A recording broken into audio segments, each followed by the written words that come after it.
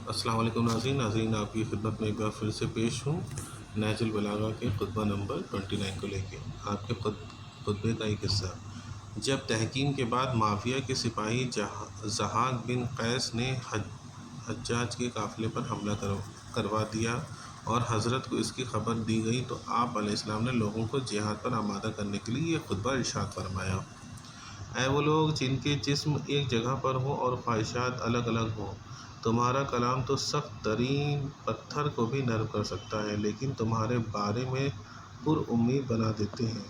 تم محفلوں میں بیٹھ کر ایسی باتیں کرتے ہو کہ خدا کی پناہ، لیکن جب جنگ کا نقشہ سامنے آتا ہے تو کہتے ہو دور باش دور۔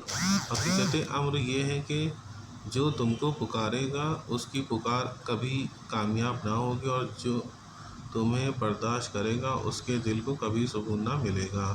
تمہارے پاس صرف بہانے ہیں اور غلط حوالے، اور پھر مجھ سے تاخیر جنگ کی فرمائش جیسے کوئی نادہند قرض کو ٹالنا چاہتا ہے۔ یاد رکھو، ذلیل آدمی ذلت کو نہیں روک سکتا ہے، اور حق محنت کے بغیر حاصل نہیں کیا ہو سکتا ہے۔ تم جب اپنے گھر کا دفاع نہ کر سکو گے تو کس کے گھر کا دفاع کرو گے؟ اور جب میرے ساتھ جہاد نہ کرو گے تو کس کے ساتھ جہاد کرو گے؟ خدا کی قسم، وہ فریب کھوتا ہے جو تمہارے دھوکے میں آ جائے، اور جو تمہارے سہارے کامیابی چاہے گا، اسے صرف ناکامی کا تیر ہاتھ آئے گا۔ معاویہ کا ایک مستقل مقدر یہ بھی تھا کہ امیر المومنین علیہ السلام کسی آن چین سے نہ بیٹھنے پائے، کہیں ایسا نہ ہو کہ آپ واقعی اسلام قوم کے سامنے پیش کر دیں اور اموی افکار کا جنازہ نکل جائے۔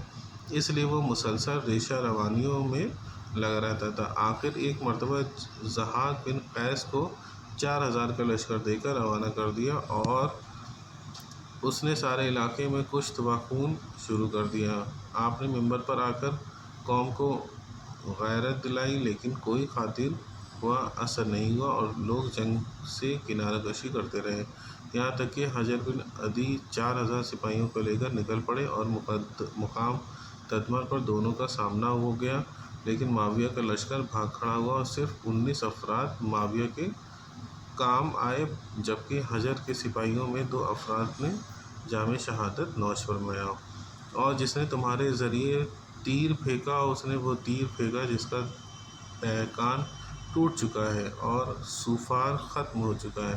خدا کی قسم، میں ان حالات میں تمہارے قول کی تصدیق کر سکتا ہوں اور نہ تمہاری نصرت کی امید رکھتا ہوں، اور نہ تمہارے ذریعے کسی دشمن کو تہدید کر سکتا ہوں۔ آخر تمہیں کیا ہو گیا ہے؟ تمہاری دوا کیا ہے؟ تمہارا علاج کیا ہے؟ آخر وہ لوگ بھی جو تمہارے ہی جیسے انسان ہیں، یہ بغیر علم کی باتیں کب تک، اور یہ بغیر تقویٰ کی باتیں تاب کے، اور بغیر حق کے بلندی کی خواہش کہاں تک؟ اللہم صلی علی محمد وعلی محمد وعجل فرجہم۔